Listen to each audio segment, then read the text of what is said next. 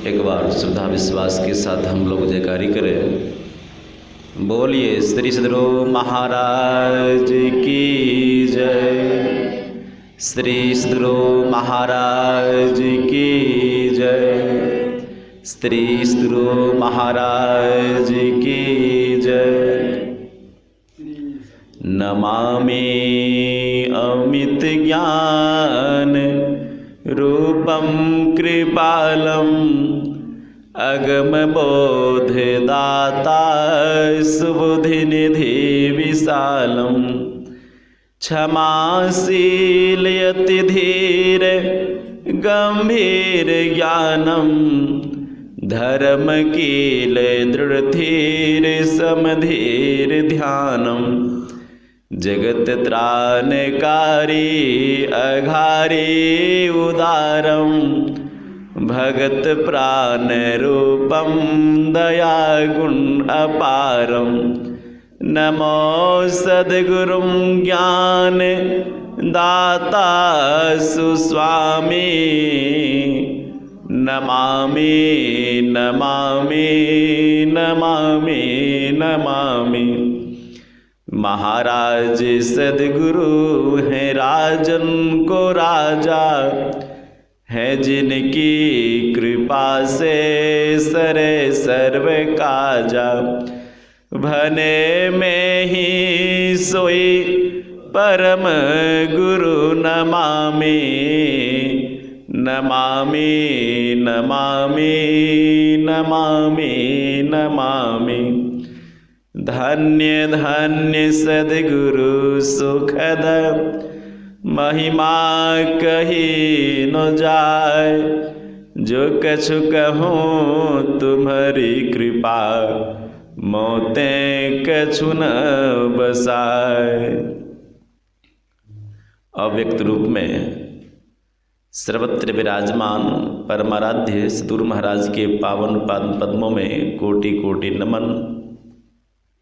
उपस्थित मंचासीन नित्य वंदनीय साधु समाज संवेद समादरणीय सज्जन वृंद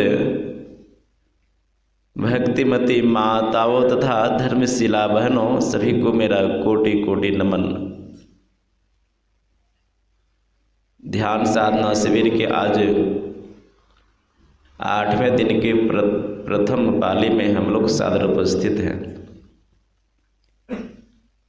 आपकी सेवा में परमाराध्य गुरु महाराज द्वारा रचित सत्संग योग के प्रथम भाग से महोपनिषद से पाठ सुनाया गया।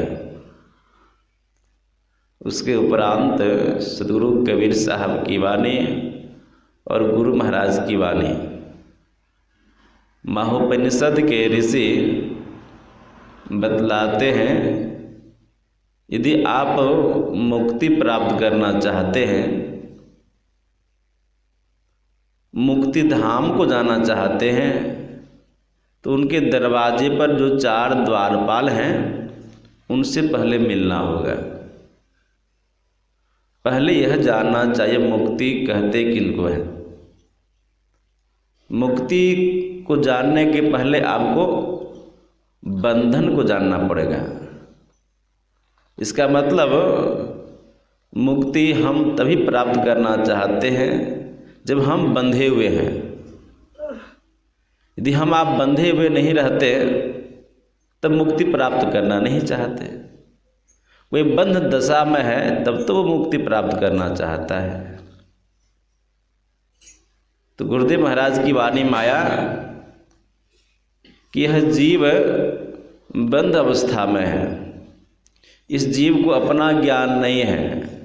जब जीव को अपना ज्ञान हो जाए तब वो मुक्त हो जाता है। अपने ज्ञान को प्राप्त करने के लिए ध्यान करने की आवश्यकता है। जो परमात्मा को नहीं जाने, जो माया को नहीं जाने, वही जीव है। जो माया को जान ले और परमात्मा को जान ले, वही ईश्वर है। वो मुक्त अवस्था में है। तो जीव किनके बंधन में है? तो जीव शरीर के बंधन में है, जीव संसार के बंधन में है, जीव अंधकार के अंदर में आ चुका है। हम थे कहाँ? तो गुरुदेव महाराज की वाणी माया, तो उतरियो तम माही, हम उतर चुके हैं कहाँ? अंधकार मंडल में है। तो यहाँ से फिर उलटना होगा। हम लोग रोज गाते हैं आरती में, उलटी अलल तुलसी तन तीजे। तो उलटना होगा, अंधकार मंडल से उलटकर फिर प्रकाश मंडल में जाना होगा, और फिर प्रकाश से शब्द मंडल में जाना होगा, और फिर शब्द से निशब्द परम पद जो है वहाँ पहुँच जाएंगे तो हम मुक्ति की अवस्था को प्राप्त कर लेंगे।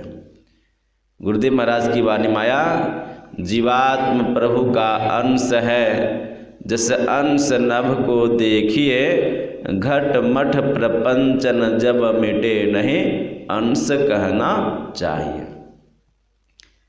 तो 3 मंडल के अंतःकरण में हम लोग आगे हैं, शब्द मंडल, प्रकाश मंडल और अंधकार मंडल। घट तम प्रकाश व शब्द पट त्रय, जीव पर हैं छा रहे, कर दृष्टि अरुध्वनि योग साधन, ये हटाना चाहिए। तो मुक्त हम आप कैसे होंगे? गुरुदेव ने इसका उपाय भी बतलाया है। क्या कहा? कर दृष्टि अरुध्वनि योग साधन, दृष्टि योग की क्रिया और ध्वनि साधन शब्द योग की क्रिया, ये 2 क्रिया को करने के लिए गुरुदेव महाराज ने आदेश किया है। इससे पहले एक नाम का जप और एक रूप का ध्यान प्रारंभिक साधन है। जब तक कोई मानस जप और मानस ध्यान में निष्णात नहीं हो जाते हैं, तब तक कोई साधक दृष्टियों की क्रिया कर नहीं सकते हैं। और जब तक कोई दृष्टियों की क्रिया नहीं कर सकेंगे तो वो शब्द को पकड़ नहीं पाएंगे। गुरु महाराज कहा करते थे कि जो नेत्रहीन है वो वृक्ष में फल लगे हुए हैं और उसको वो तोड़ना चाहते हैं, ढेला मारना चाहते हैं, तो बिना देखे ढेला मारे तो निशाना लगेगा? निशाना नहीं लग सकता है। हाँ, आप हजारों ढेला मारेंगे, कभी कभार एक ढेला अचानक लग जाए तो अलग बात है, लेकिन यदि आपके पास दृष्टि हो और ढेला मारेंगे तो निशाना ठीक ठीक लगता है। उसी प्रकार से दृष्टियों की क्रिया करने के बाद दृष्टि खुल जाती है, अंतःकरण की दृष्टि खुल जाती है, आपकी पहुंच प्रकाश मंडल में हो जाएगी, तो आप यहीं पर रहकर बहुत दूर तक देख सकते हैं।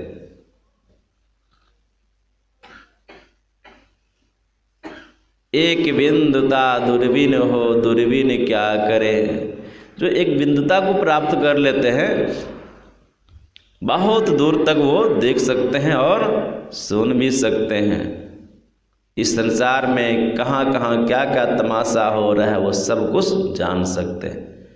तो एक बिंदुता प्राप्त करने के लिए दृष्टियों की क्रिया है, और परमात्मा के सृष्टि के हर कण कण में जो शब्द हो रहा है उसको सुनने के लिए शब्द अभ्यास की आवश्यकता है। तो हर कण कण में शब्द है, शब्द के बिना संसार नहीं है। हम आपके शरीर के अंदर भी शब्द है, यदि शब्द निकल जाए तो डॉक्टर लोग कहते हैं कि अब आप इस शरीर में नहीं है, मतलब आप मर गए हैं। तो शब्द और प्रकाश शरीर में नहीं रहे तो शरीर मुर्दा होता है, शब्द और प्रकाश है तो शरीर जिंदा है। तो शब्द और प्रकाश परमात्मा के दाएं और बाएं हाथ हैं। तो बंध अवस्था में हम आप जो पड़े हुए हैं, इसको यदि जान जाएंगे, रामकृष्ण देव जी महाराज कहा करते थे कि जिस व्यक्ति को भूत लग जाए और उसको मालूम हो जाए कि हमें भूत लगा है, उसी समय भूत छोड़कर भाग जाता है। उनको मालूम नहीं होता कि हमें भूत पकड़ा है। उसी प्रकार से इस जीव को पता ही नहीं है कि हम बंद अवस्था में हैं। जब मालूम उनको हो जाए कि हम बंद अवस्था में हैं तो उसी समय वो मुक्त हो जाएंगे। तो इसी को ज्ञान प्राप्त करने के लिए ध्यान की आवश्यकता है। इसलिए आपने सुना भी, मोक्ष द्वारे द्वारपालाश्चत्वारः परिकीर्तिताः समो विचारः संतोष चतुर्थ साधु संगम। मोक्ष के द्वार पर 4 द्वारपाल रहते हैं। कौन कौन रहते हैं? तो समो विचारः संतोष चतुर्थ साधु संगम। तो पहला द्वारपाल कौन है? तो आप बहुत विचार करेंगे तो पहला द्वारपाल साधु संग है। जब तक साधु संगति आप नहीं करेंगे तब तक मोक्ष के बारे में आप कुछ सुन नहीं सकते हैं, जान नहीं सकते हैं। न तो जीव के बारे में जान सकते हैं, न तो माया के बारे में जान सकते हैं, न तो परमात्मा के बारे में जान सकते हैं, न तो संसार के बारे में जान सकते हैं। इसलिए पहले साधु संग, परमात्मा को प्राप्त करना चाहते हैं, मोक्ष को प्राप्त करना चाहते हैं, तो हमारे उपनिषदकार के ऋषि ने कहा साधु संग पहला द्वारपाल। साधु संग को ही सामान्य भाषा में सत्संग कहा गया। भगवान राम ने कहा, प्रथम भगति संतन कर संगा, दूसरे रति मम कथा प्रसंगा। प्रथम भक्ति तो संतों का संग ही है, साधु संग ही है। अब साधु होते कौन है? महर्षि साहिब स्वामी महाराज ने कहा, संत भेष से होत नहीं, न कथे बहु ज्ञान, न मठ के अधिपति बने, न तीर्थ किए स्नान। बहुत तीर्थों में स्नान करके वापस घूम कर आ जाए, रुद्राक्ष की माला पहन लें, भस्म लगा लें, चंदन तिलक लगा लें, क्या कोई संत बन जाएंगे? संत नहीं बन सकते हैं। रावण ने बहुत सुंदर वेश बनाया था, लेकिन समय पाकर उनका कपट खुल गया। काल नेमी ने बहुत सुंदर बनाया था साधु का भेष, लेकिन उनका भी कपट खोल गया। गोस्वामी जी महाराज कहते हैं, जामंत और हनुमान जी का वेशभूषा साधु का नहीं था, फिर भी वो लोग साधु ही थे, संत ही थे। तो शांति स्वरूप परमात्मा को जो प्राप्त किए हुए होते हैं वही संत कहलाते हैं। गुरुदेव महाराज की वाणी माया शांति, स्थिरता व निश्चलता को कहते हैं। शांति को जो प्राप्त कर लेते हैं संत कहलाते हैं। शांति स्वरूप परमात्मा को जो प्राप्त किए हुए हैं, जिनके अंतःकरण की, हृदय की ग्रंथि जो अलग अलग कर चुके हैं, शांति स्वरूप सर्वेश्वर का जो ज्ञान प्राप्त किए हुए हैं, इसके लिए वो उपनिषदकार के ऋषि बतलाते हैं कि संत कौन होते हैं। साधु संगति करेंगे तो पहले उनको जानना पड़ेगा ना कि संत होते कौन है। तो उन्होंने बतलाया, भिद्यते हृदय ग्रंथि छिद्यन्ते सर्व संशयाः, चीयन्ते चास कर्माणि तस्मिन् दृष्टि परावरे। परे से परे परमात्मा को जो साक्षात्कार किए हुए हैं, जिनके अंदर जड़ चेतन की ग्रंथि जो अलग अलग कर चुके हैं। किस प्रकार से? जिससे कोई दूध से घी को निकाल लिया है, उस प्रकार से। जिस प्रकार से मेहंदी से जो कोई लाली निकाल लिया है। नहीं, मेहंदी में तो लाली है, लेकिन मेहंदी के पत्ते को आप जब देखेंगे तो वो हरा दिखलाई पड़ता है। नहीं, लेकिन जो विशेष क्रिया के द्वारा उसको जब सिला पट्टी पे लोग पीसते हैं और उसको फिर बहुत देर तक हाथ में लगाते हैं, फिर छोड़ देते हैं, और कुछ घंटों के बाद जब उसको आप धोएंगे तो आपके हाथों में, हथेली में लालिमा आ जाएगी। उसी प्रकार से दूध में तो घी है, सब लोग जानते हैं, लेकिन दिखलाई नहीं पड़ता है। उसको देखने के लिए आपको विशेष क्रिया करनी पड़ती है।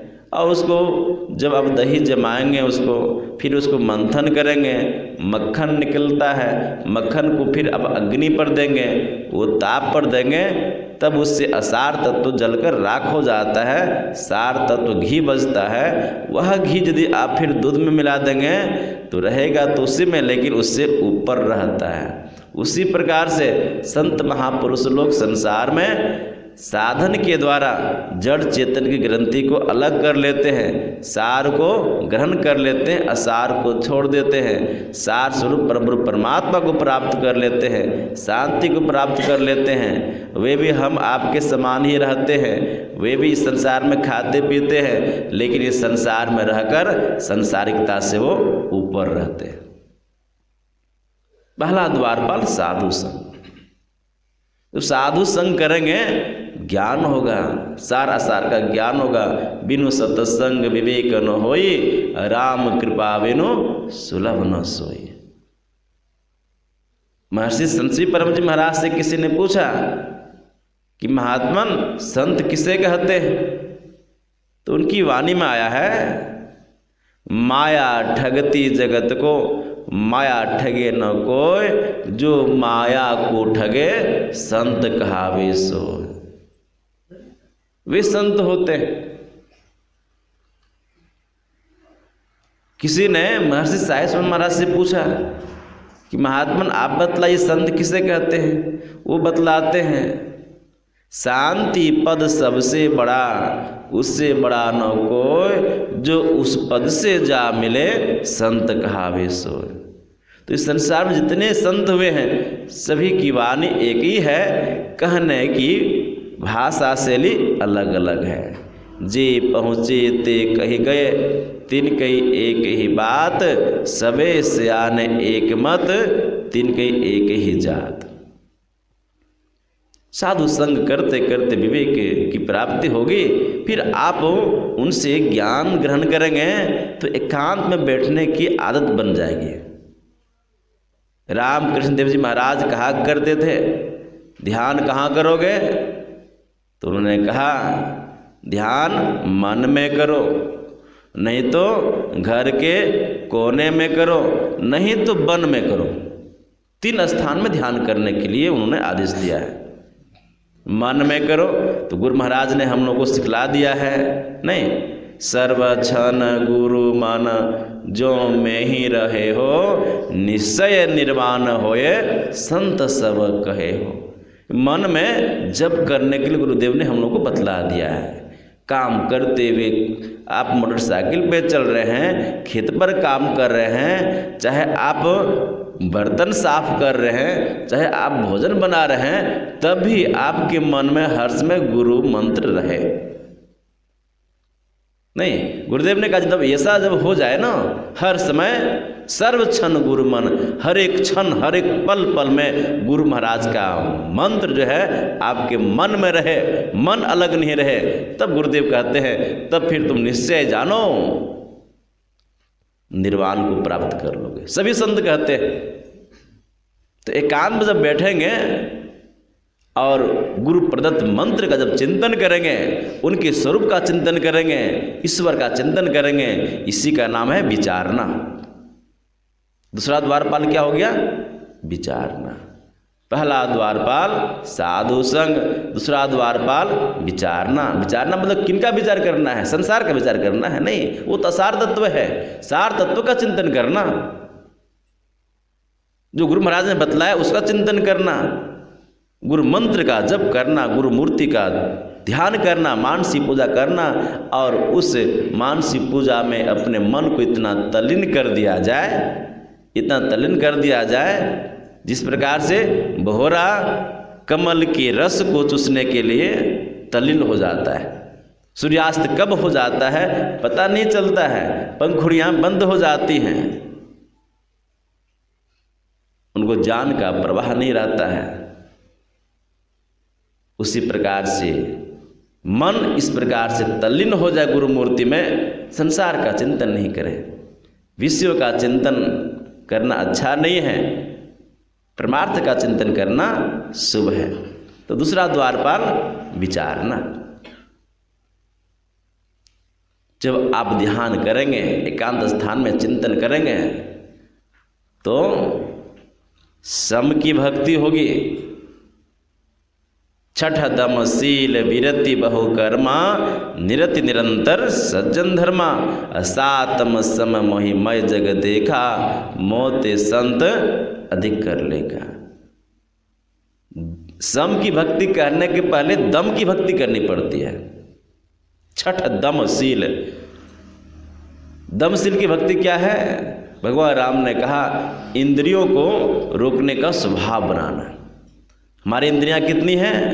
5 कर्मेंद्रियां हैं, 5 ज्ञानेंद्रियां हैं और 4 अंतःकरण की इंद्रियां हैं। बहुत सूक्ष्म है वो। तो सूक्ष्म इंद्रियों को रोकना बड़ा कठिन है, एकाएक नहीं रोका जा सकता है, लेकिन मोटी इंद्रियों को हम रोक सकते हैं। 5 कर्मेंद्रियां जिससे हम काम करते हैं, हाथ से काम करते हैं, पैर से काम करते हैं, मुख से काम करते हैं, गुदा लिंग से काम करते हैं। ये 5 कर्मेंद्रियां हुई। ज्ञानेंद्रियां क्या है? जिससे हम ज्ञान प्राप्त करते हैं। आँख से रूप का ज्ञान प्राप्त करते हैं, कान से शब्द का ज्ञान प्राप्त करते हैं, नाक से गंध का ज्ञान प्राप्त करते हैं, जिह्वा से रस का ज्ञान प्राप्त करते हैं और त्वचा से स्पर्श का ज्ञान प्राप्त करते हैं। तो 5 कर्मेंद्रियां, 5 ज्ञानेंद्रियां, इनको रोकने का स्वभाव बन जाए, ये है छठी भक्ति। यह कब होगा? जब तक दृष्टियों की क्रिया नहीं करेंगे तब तक नहीं हो सकता है। इस भगवान राम ने कहा छठी भक्ति क्या है? छठा चक्र में प्रवेश करना। 5 चक्र को आप जानते हैं, पिंड में 5 चक्र हैं। मूलाधार चक्र, गुदा चक्र, स्वादिष्ठान चक्र, फिर नाभि चक्र, मणिपूरक चक्र, हृदय चक्र, फिर कंठ चक्र। ये 5 चक्र हैं। कल आप भगवान शंकर की वाणी सुन रहे थे, वो कहते हैं यानी यानी ही प्रोक्तानि पंच पद्मे फलानि वे। ये 5 पद्म जो है, 5 जो चक्र हैं पिंड में, मूलाधार, स्वादिष्ठान, नाभि, हृदय और कंठ चक्र, इन चक्रों में जो पद्म है, जो कमल हैं, वहाँ का जो ध्यान करते हैं, जो चिंतन करते हैं, जो कुंडली जागरण करते हैं, उनका जो फल होता है वो संपूर्ण फल छठा चक्र में ध्यान करने से मिल जाता है। इसलिए संत मत की साधना नीचे से नहीं है, जहाँ हम रहते हैं वहीं से प्रारंभ होता है। हम कहाँ रहते हैं? तो हम, गुरुदेव ने कहा मन तुम बसो तीसरो नैना, महतः से चल दीजोरे। हम आप तीसरा नेत्र में रहते हैं, शिव नेत्र में रहते हैं, आज्ञा चक्र में रहते हैं। आज्ञा चक्र का 2 भाग है, एक भाग नीचे वाला है, एक भाग ऊपर वाला है। नीचे वाला भाग अंधकार है, ऊपर वाला भाग प्रकाश है। दोनों की संधि में हम रहते हैं, इसलिए योग करने की आवश्यकता है। संसार में इंद्रियां हमारी बिखर जाती है, इसी इंद्रियों को समेटने के लिए योग करने की आवश्यकता है। जब आज्ञा चक्र में अपनी वृत्ति को ले जाएंगे, अपने दृष्टिधार को ले जाएंगे, अंधकार का छेदन होगा, प्रकाश में जाएंगे। जब दृष्टियों की क्रिया करेंगे तो इन इंद्रियों को रोकने का स्वभाव आपके पास बन जाएगा। फिर आप इंद्रियों के फेर में नहीं आएंगे। हाँ, फिर भी सूक्ष्म इंद्रियां आपके पास रहेगी। क्या? मन, बुद्धि, चित्त और अहंकार। अभी जागृत काल में अभी हम आप हैं तो हम लोग 14 इंद्रियों के साथ हैं। जब हम आप स्वप्न देखते हैं, कंठ में जब जीवात्मा आ जाती है तो कितने इंद्रियों के साथ रहते हैं हम लोग? 4 इंद्रियों के साथ रहते हैं। 10 इंद्रियां छूट जाती हैं और बिल्कुल निद्रा की अवस्था आ जाते हैं, सुषुप्ति की अवस्था में आ जाते हैं, तब एक इंद्रिय के साथ रहते हैं, चित्त के साथ। जिसे से नीचे जाएंगे अज्ञानता की ओर जाएंगे। और जब वहाँ से फिर हम लोग जब निद्रा से जब स्वप्नावस्था में आते हैं, फिर 4 इंद्रियों के साथ आते हैं, फिर वहाँ से जागृत में आ जाते हैं, फिर 14 इंद्रियों के साथ में रहते हैं। लेकिन तुरीय जो अवस्था है, ये 3 अवस्था तो जान गए। 3 अवस्था में जो हम आप भक्ति करते हैं ना, संतों ने कहा कि यह वास्तविक भक्ति नहीं है। 3 अवस्था तजहूँ भजहूँ भगवंत। 3 अवस्थाओं को छोड़कर जो चौथी अवस्था में भक्ति होगी वही निज भक्ति है। तो चौथी अवस्था में जीव अपने अवस्था में रहती है और सूरत के साथ जब सूरत आगे बढ़ेगी, जहाँ सूक्ष्म नाद ध्वनि आज्ञा, आज्ञा चक्र करो डेरा। वहीं पर आज्ञा चक्र में जब डेरा लगाएंगे, सूरत आगे बढ़ेगी। आगे बढ़ते बढ़ते सारे मंडलों को पार कर परमात्मा के पास चल जाएंगे। तब क्या होगा? तब चौथा द्वारपाल मिल जाएगा। संतोष चौथा द्वारपाल है। 8 यथा लाभ संतोषा, सपनहु नहीं देखई परदोषा। साईं इतना दीजिए जामे कुटुंब समाए, मैं भी भूखा ना रहूं साधु न भूखा जाए। तो जो लोग ये 4 द्वारपालों से भेंट करते हैं, उनको परमात्मा प्रकाश और शब्द रूपी दोनों हाथ बढ़ाकर अपनी गोद में बैठा लेते हैं। गुरुदेव कहा करते थे, साधक को धैर्य धारण करना चाहिए। महर्षि साईं महाराज कहा करते थे, उबिए नहीं, ध्यानाभ्यास में उबना नहीं चाहिए। जितना बनता है बैठे रहना चाहिए। जैसे बनो तैसे करो कमाई, धर चरणन विश्वास। मुझे निकलना भी है, इसलिए मैं अपनी वाणी को यहाँ पर विराम देता हूँ। बोलिए श्री सद्गुरु महाराज की।